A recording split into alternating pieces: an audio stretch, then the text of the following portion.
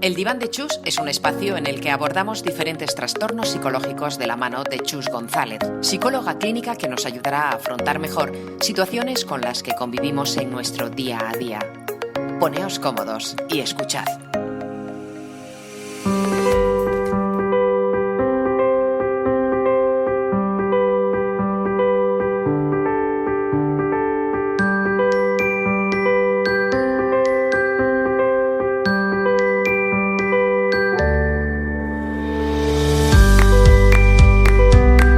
Es época de exámenes y ya sabemos lo que eso supone para muchos estudiantes. Unos se juegan el curso y otros el trabajo de su vida. Es decir, que el estrés aparece en situaciones como estas sí o sí. No sé si a todo el mundo, a la mayoría, depende también de la actitud. De todo ello vamos a hablar con Chus durante los próximos minutos en este nuevo episodio de El Diván. Hola Chus, ¿cómo estás? Hola, buenos días, ¿cómo estáis todos y todas?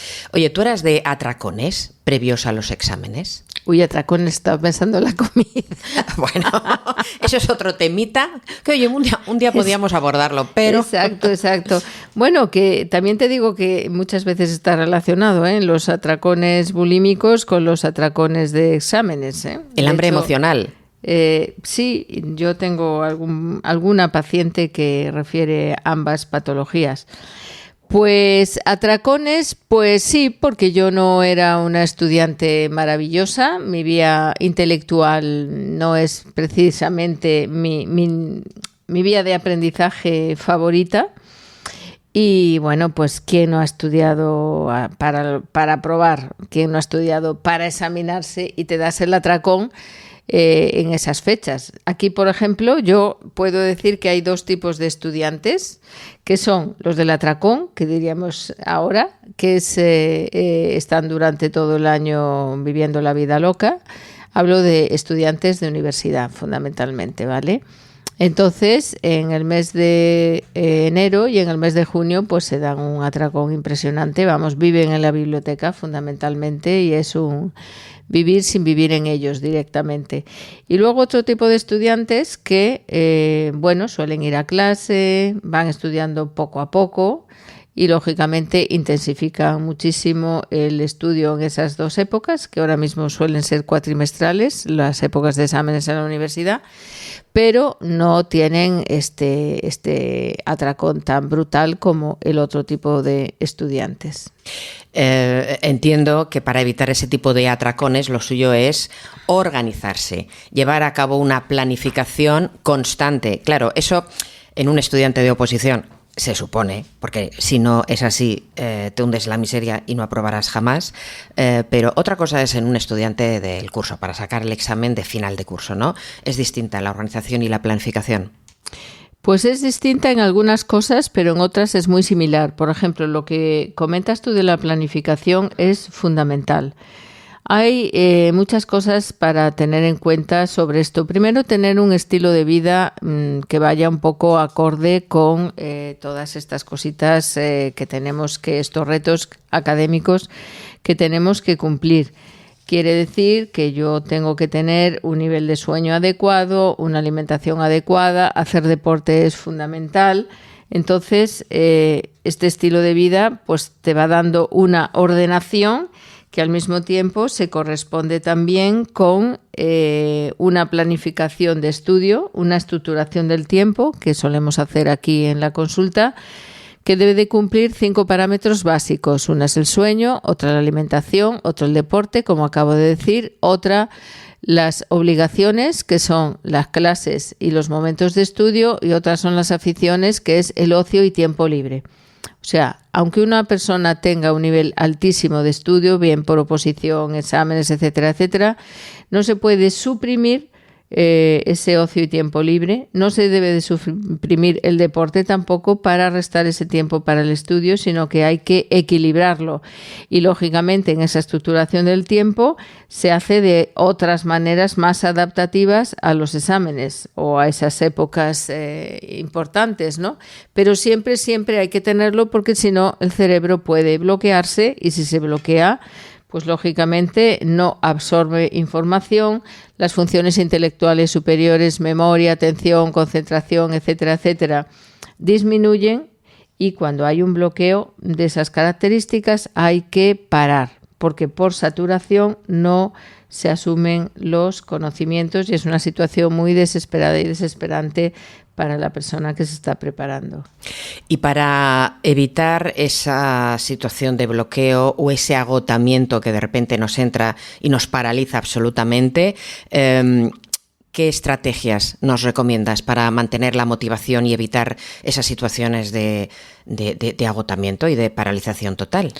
Mira, si llega a la situación de ese bloqueo, que es un bloqueo de tipo cognitivo, también con una actitud vital a nivel emocional muy negativa, porque esa persona se da cuenta que no absorbe los conocimientos, las palabras textuales son: no me entra nada, da igual lo que estudie, no recuerdo nada, es todo negativo, negativo, negativo, porque lógicamente no se estudia relajadamente y se acumula tensión. Esa tensión lleva a que todavía tengas la sensación de que estudias fatal y más tensión. Se produce ahí como un círculo vicioso que hay que salir de ahí inmediatamente, incluso parando.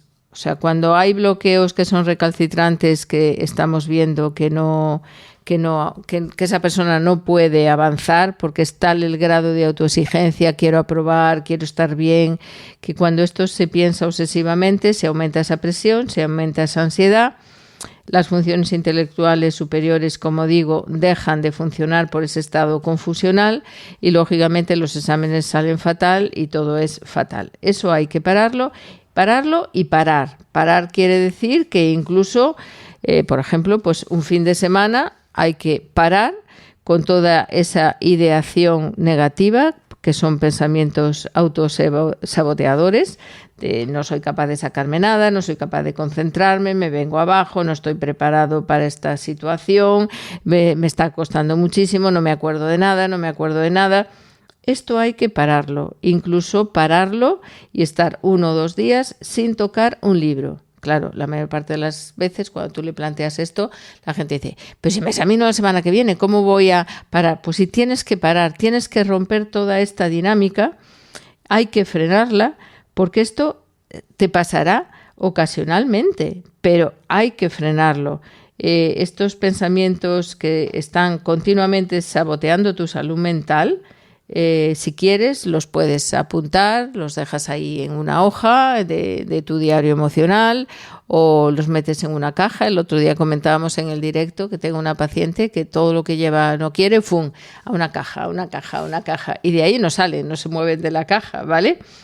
Entonces, lo que no puedes hacer es hablar con tu mente intentando razonar esta situación para saber si puedo, para saber si no puedo, para saber si me va a salir bien el examen o no, porque todo este tipo de ideación te va a llevar a una situación de angustia, a una situación de incertidumbre, porque realmente tú no puedes saber cómo te va a salir un examen, tú no puedes saber con antelación si sabes mucho, si sabes poco, no. Tú sabes que te puedes planificar, que te puedes organizar, que puedes memorizar, que puedes coger una rutina, que puedes esforzarte y que puedes ir poco a poco con una planificación. Eso sí lo puedes hacer y es ahí donde hay que actuar. Pero lo que no puedes es venirte abajo antes de darte la oportunidad de intentarlo y de saber qué es lo que va a pasar. Entonces, cada vez que te vengan pensamientos negativos, tú hablas con tus pensamientos y le dices, bueno, dejadme en paz que estáis ahí en esa caja o estáis ahí en ese cuaderno y demás. ¿Que te cuesta concentrarte? Bueno, cambia de estrategia. Puedes estudiar de memoria, puedes hacer esquemas, puedes salir a dar un paseo, despejarte y hacer intervalos de ocio, puedes estudiar en alto, puedes hacer un montón de cosas. Cambia de estrategia, pero no sigas rumiando con que no puedo, porque si tú sigues rumiando todos esos pensamientos negativos continuamente sobre tu incapacidad, sobre el futuro, sobre cómo te van a salir los exámenes, te está restando energía, te está desconcentrando y estás infravalorándote en tu capacidad. Entonces, es muy importante la actitud con C. La actitud tiene que ser siempre positiva, tiene que ser proactiva, tiene que ser vamos, vamos, vamos, vamos, como hacen los deportistas. El otro día mencionábamos también en el directo, por ejemplo, pues Arantxa Sánchez Vicario, que se la veía muchísimo en los partidos, decir, venga, vamos, tal, vamos. Pues ese vamos, o ese adelante, o ese tira, o ese... es como una orden que tú le das a tu cerebro, y el cerebro, que es como un soldado súper obediente, lo va a hacer, lo va a cumplir, pero de la misma manera que yo le digo, venga, venga, tira para adelante, y lo hace. Si yo digo, ¡guau! Esto es terrible, no voy a poder, me pongo en plan de cordero degollado. Yo pongo siempre el ejemplo del Calimero, que eran unos dibujos que había antes de, ¡ay, soy tan pobrecito, tal! Bueno, esto es una actitud absolutamente victimista que nos lleva a enfrentarnos con nuestra incapacidad, porque realmente eso no nos lleva a ninguna parte. Necesitamos un impulso, necesitamos un empujón. Y esa es la actitud. Incluso ponte delante del espejo y dite a ti misma aquello que quieres conseguir, pero no lo que temes conseguir. Eso es muy importante. Te tienes que decir lo que quieres, no lo que temes, no lo que será posible. Yo no sé si será posible. A lo mejor me la cargo con todo el equipo, a lo mejor no. Nadal también suspende, pierde torneos, pero ¿cuál es su actitud? Siempre positivo, como decía Van Gaal, siempre positivo, nunca negativo, ¿vale? Pues esta es la actitud que tenemos que tener, una actitud de poder, una actitud de envalentonamiento, una actitud de mírate al espejo, te lo dices, te lo crees y dices, estoy preparada, voy a darlo todo, vamos adelante. Y eso es lo que hay que tener en cuenta. Y olvidarnos del muro de las lamentaciones de no puedo, porque ahí viene la profecía autocumplida que luego nos lleva directamente al fracaso. Y no es que exista una profecía autocumplida, no, es que se cumple lo que yo me digo a mí misma, porque el cerebro, insisto, es un soldadito muy obediente que simplemente hace lo que tú le dices. Entonces, si tú le dices adelante, tira para adelante, fenomenal, pero si tú le dices no puedo, pues también él se pone en modo no puedo. Con lo cual, si te has dado la oportunidad de hacer ese examen, de hacer esa oposición, de hacer lo que sea, aprovecha esa oportunidad, métete de lleno. Y si fracasas, pues ya veremos lo que pasa, ya veremos qué decides, pero eso es un futuro, pero hasta ese momento, adelante siempre, y no escuches todas esas quejas continuas que no te llevan nada más que a machacarte la existencia. Pero, a ver, tú hablas de la actitud y es algo que también mencionabas el otro día y con toda la razón, pero a veces es muy fácil verlo desde fuera, pero hay que pensar también la autoestima que tenga cada uno de sí mismo, evidentemente, y también las influencias ajenas, lo de la gente de tu alrededor, amigos, familiares, lo que te puedan influir en un momento dado a la hora de tú llevar a cabo esa labor de estudio y de un éxito futuro, ¿no? De creerte con esa actitud positiva frente a tu oposición o frente a tu examen, frente a esa etapa determinante de tu vida. Claro, que no siempre puedes manejarlo tú todo y ni tienes ni sabes esas herramientas, ¿no?, para manejarlo. Es fácil decirlo así, pero luego a la hora de la verdad... A ver, la gente que tenemos alrededor es un coñazo. Vamos a ver, me explico esto. Bien porque te quiere mucho, bien porque te quiere poco. Cuando digo que te quiere poco, quiere decir que te envidia. Por ejemplo, y aquí meto compañeros. Esto, por ejemplo, en medicina es importantísimo. ¿Qué me dices? Sí. O sea, hay una competitividad absolutamente feroz y tengo que decir... Perdona, ¿me hablas de los MIR? ¿O de profesionales? Sí, hablo de los MIR. Aquí, ¿cuánto estudio yo? ¿Cuánto estudias tú? ¿Vas a clase, no voy a clase? ¿A qué hora te acuestas, a qué hora te levantas? Que no se sepa qué especialidad quiero, no vaya a ser que me la pillen. O sea, date cuenta que nos ventilamos nuestro futuro por cuestión de puntos. O sea, cuantísimas veces yo he visto que la persona que está delante me quita el hospital o me quita la especialidad. A ver, está mal dicho esto, no es que te la quite, tiene preferencia y entonces elige. Entonces la gente lo que hago yo, que no se sepa, bueno, esto es, yo eso lo he vivido en vivo y en directo porque yo tengo una hija que es médico, preparó el MIR un par de años en MIR Asturias y yo he colaborado incluso con la academia precisamente en las preparaciones psicológicas de los MIRes y es absolutamente terrible, ¿no? Pero tengo que decir que, por ejemplo, en los exámenes de la universidad normal, muchas veces las chicas y los chicos, pero más las chicas, se comparan las unas con las otras.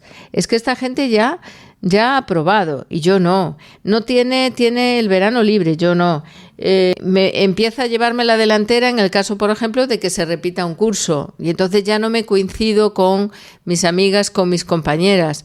Ya no te digo en los últimos años de universidad donde me quedo yo sola porque ellas se van, o sea, si van adelante, entonces me quedo aquí, me quedo desubicada, me empieza a entrar el complejo de que soy tonta, no soy tan buena como ellas, ¿vale?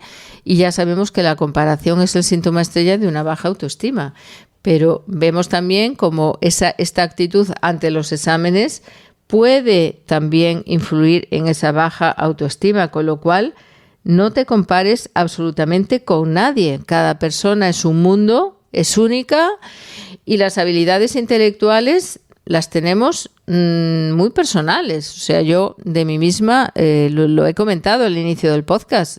La intelectualidad no es mi fuerte. Tengo otros fuertes que no son ni mejores ni peores, son diferentes. Luego está tu familia. Lo que se espera de ti. Bueno, ya no te digo nada como tengas hermanos también, porque tu hermano puede, tú no puedes.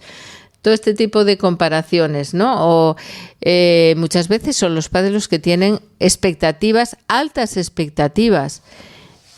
Pero esas expectativas obedecen a su criterio propio, a su criterio personal, pues que lo hagan ellos con su vida.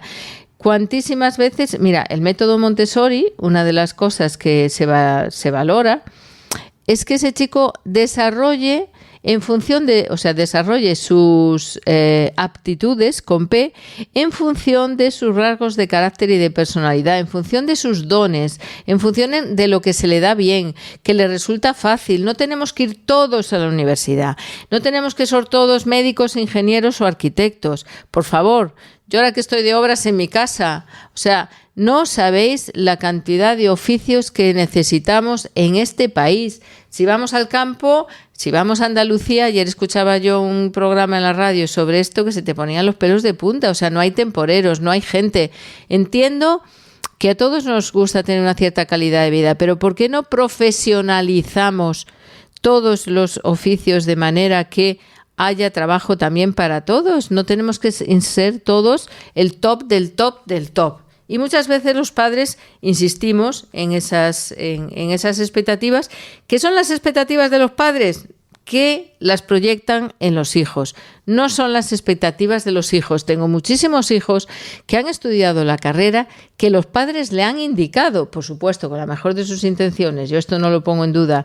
¿Pero ese chico se siente identificado con esa carrera? No. ¿De qué quieres trabajar cuando acabes la carrera? Pues no sé. ¿Pero por qué estudias la carrera? Pues es que no lo tenía claro y entonces mi padre y mi madre me dijo no sé qué y entonces hice esto. Esto, queridos amigos, pasa, lo veo, no voy a deciros a diario, pero muchísimo. Entonces yo entiendo que cuando se acaba una EBAU, pues uno a veces no sabe ni dónde tiene la mano derecha y la mano izquierda, pero que se espere en Europa. Lo que se suele hacer es que la gente se pone a trabajar en lo que sea, se va de casa, tiene su sueldecillo, van pasando los años, a lo mejor pasan 3-4 años, ese chico que está trabajando ya madura un poquito más, se enfrenta a la realidad, a lo que es la vida y ya decide, vale, voy a estudiar una carrera porque tengo claro que quiero estudiar una carrera, o voy a hacer un módulo, o voy a hacer un oficio, o voy a hacer lo que sea. Pero no, esto de acabo con 18 años, empiezo una carrera, la que me dicen mis padres, luego mis padres están encima. No sabéis el sentimiento de deuda que tienen estos chicos con los padres cuando repiten, cuando se sienten incapaces. Es que lo que le cuesto a mis padres, porque mis padres han confiado en mí, mis padres están ahí. Esto perjudica muchísimo a todas estas actitudes y sobre todo en los exámenes. El otro día precisamente me encontraba con unos amigos cuya hija se ha examinado ahora de EBAU y estaban desesperados precisamente porque su hija todavía no sabe qué va a hacer. qué carrera va a estudiar. Y claro, yo les digo, tranquilidad, si al final se sabrá, al final ya decidirá más tarde o más temprano, pero nos da la sensación de que lo que tú dices, que con 18 años tenemos que saber sí o sí qué queremos, a qué nos queremos dedicar dentro de el resto de nuestra vida. Y eso es tan imposible. Porque cuántas veces se empieza una carrera por equivocación, porque pensabas que ibas por ahí, o que empiezas una carrera por hacer algo, porque te tienes que meter sí o sí en la universidad, y después te das cuenta que eso no es lo tuyo. Casos apuñados, se ven a diario, y es un error de los padres. Y una frustración de los padres que quieren, muchas veces, en muchas ocasiones, plasmar en sus hijos. Ya que yo no, tú sí. Hombre, pues déjale a la criatura que haga lo que le dé la gana. Evidentemente, a ver, yo entiendo que en las familias tiene que haber unos límites, no es decir, bueno, pues ahora me voy a coger un año sabático para vivir la vida y pensar qué voy a hacer. No, se trata de hacer una búsqueda activa, se trata de que no pasa nada porque un año no se estudie y se lleve todo correlativo, porque no, para tener un buen expediente, señores, ese expediente no se va a presentar nunca en ningún lado, ni sirve absolutamente para nada, por Dios, seamos realistas, que ahora ya se gradúan hasta los niños hasta los bebés, casi, se gradúan ya. Bueno, es que ese es otro temita por favor, al que habría que meter mano un día, por favor. Esas graduaciones que se nos están yendo de las manos, ¿cómo vamos a graduar a los de infantil que pasan a primaria, a los de primaria que pasan a secundaria? Bueno. Resulta que estamos, por un lado, favoreciendo todo este aprendizaje academicista y resulta que, por otro lado, tengo a un montón de pacientes que están suspendiendo la universidad por las faltas de ortografía, ¿vale? O sea, cuidadín. ¿Y por qué? Porque no leen, porque solamente leen el material del estudio, pero la cultura general es cero patatero, pero eso sí, hay que graduarse, hay que aprobar todo para fardar por ahí de que tengo un hijo no sé qué. Pues el hijo vale para eso, fenomenal, pero es que si no vale para eso, valdrá para otra cosa.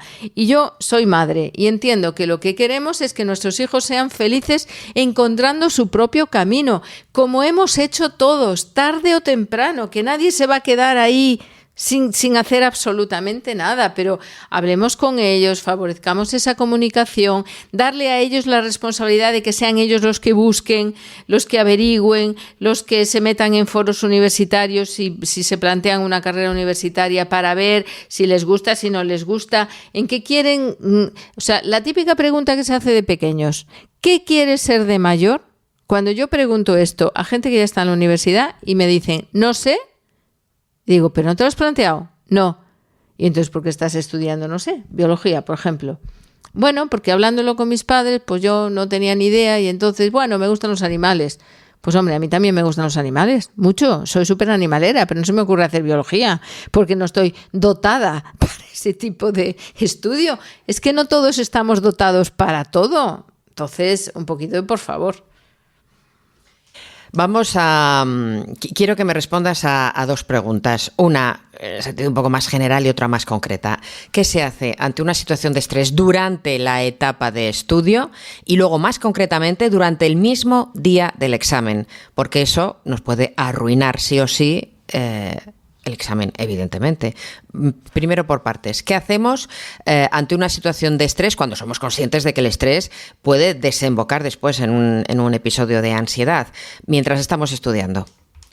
Pues mira, de entrada tener un buen método de estudio. Yo me he dado cuenta que muchísimas veces la gente no sabe estudiar. No sabemos estudiar, sí. ¿Vale? Entonces, hay que saber, la gente, por ejemplo, le llama esquemas a lo que son resúmenes. Porque aquello de que cuantas más cosas diga mejor, uno empieza haciendo un esquema, acaba haciendo un resumen. No se sabe subrayar, porque en lugar de subrayar las ideas más importantes en distintos colores, al final acaba todo el texto subrayado. Con lo cual, el subrayado no tiene ningún sentido. Yo me he encontrado aquí apuntes en Technicolor, porque eso no sirve para nada, lleva una sensación de saturación al cerebro que más da que se lo pongas en blanco y negro o en amarillo fosforito, pero no hay ninguna clasificación. Entonces, tenemos que estudiar de memoria, por ejemplo. Uno sale de la BAU o sale del bachillerato, según el tipo de preparación al colegio donde haya ido, pues Hay colegios que enseñan a estudiar con un buen método de estudio, hay centros que no. Entonces, yo sigo estudiando de memoria. Bueno, pues en la BAU igual te estudias 100 folios de memoria, pero en la universidad 1000 va a ser que no, es imposible. Entonces, tener un buen método de estudio que esté adaptado a lo que se trate, si es una OPO, si es un examen universitario o lo que sea, ¿no? Luego yo también diría que la preparación de las asignaturas que uno tenga que presentar en exámenes no es lo mejor, cuanto más mejor. O sea, tengo una asignatura de primero, 5 de segundo, 4 de tercero, me las preparo todas y me presento a todas. No.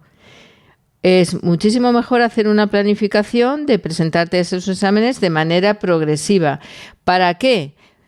Para que tengas buenos resultados. Preséntate solo a 3, apruebas esas 3, como las apruebas te da tu chute de endorfinas para decir que bien lo he hecho, aumenta tu confianza en ti mismo, ves que puedes y luego otras 3. Quien dice 3, dice 4, dice 1, no lo sé, lo que sea de cada uno, porque no todas las asignaturas son iguales. Otro tema que me parece muy importante, distinguir entre el tiempo de estudio o tiempo de estudio productivo.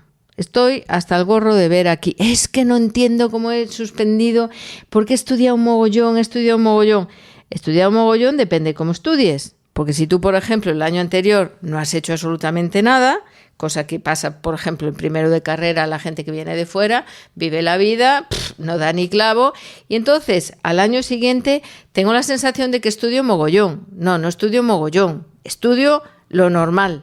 Pero si lo comparas con el año antes, que no has dado ni el clavo, pues te parece que has estudiado mogollón, pero igual no es un estudio productivo, porque el tiempo que tú le estás dedicando no estás absorbiendo conocimientos, no estás comprendiendo, no estás haciendo, o sea que cuidado con eso, porque puedes estudiar de manera necesaria, pero no suficiente, que son los típicos suspensos de me quedo en el 4, 4,5, pero he estudiado, sí, pero no lo suficiente.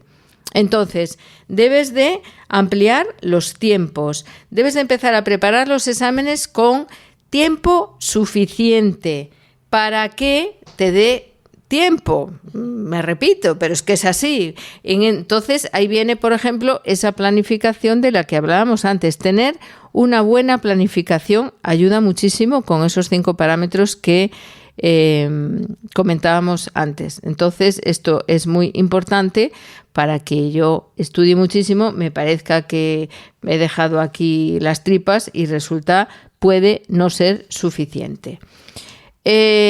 Otra cosa muy importante, no te compares con tus compañeras o compañeros, lo que hablábamos antes, cada uno lleva su ritmo, tú tienes que establecer tu ritmo personal de aprendizaje, sea el que sea, porque no todos aprendemos igual, asimilamos igual y estudiamos igual.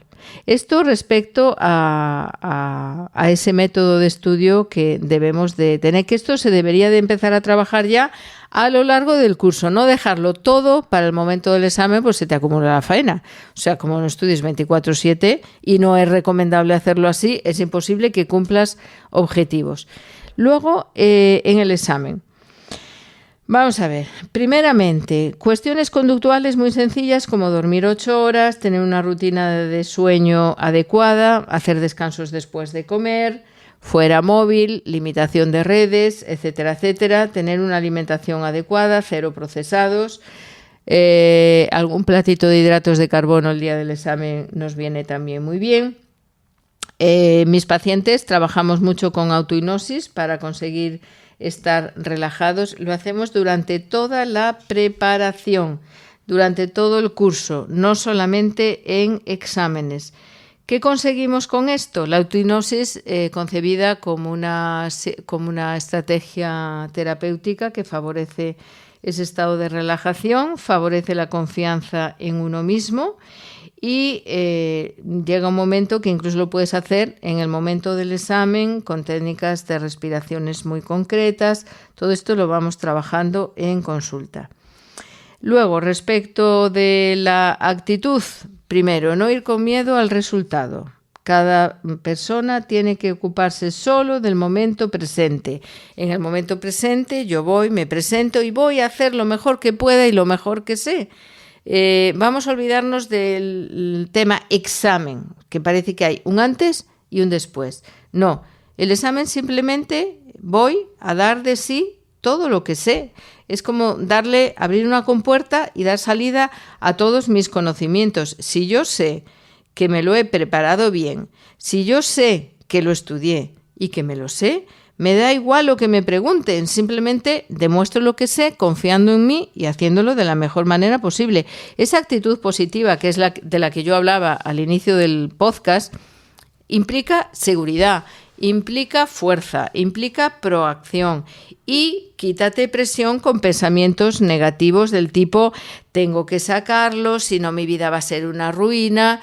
Bueno, yo tengo WhatsApp de algunos pacientes ahora en exámenes que si los lees dices, pero no sé, tienes una enfermedad terminal, se ha muerto alguien, o sea, vivan los pensamientos negativos, pero vamos, es que lo menos que puedes tener es un poco de ansiedad. Pues presentarte al examen con esta actitud, desde luego, favorece todo, menos un resultado favorable. Lo que decíamos antes, lo que yo le digo a mi cerebro se lo cree y actúa en consecuencia.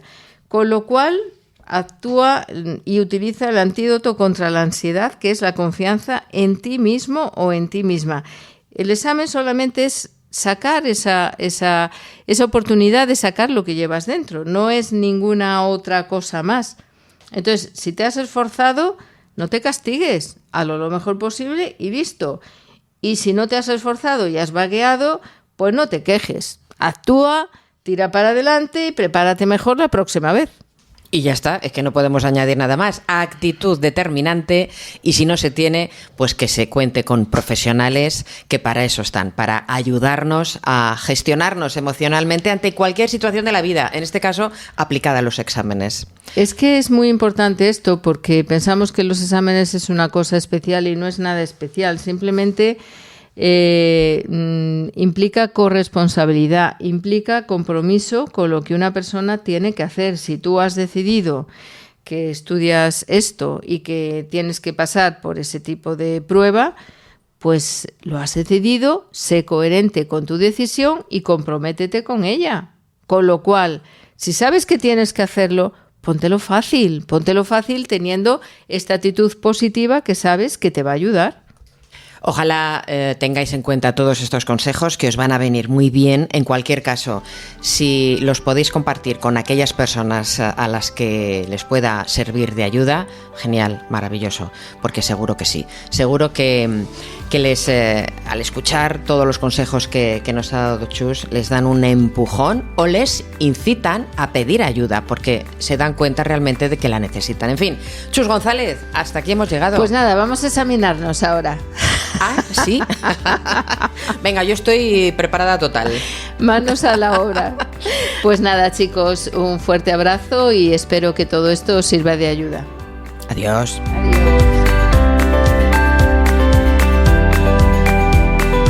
Si te ha gustado este episodio de El Diván de Chus, puedes compartir y comentar en tus redes sociales. No olvides suscribirte en tu canal de podcast favorito para ser el primero en escuchar cada nuevo episodio. Y también lo tienes en mariajesusgonzalez.com.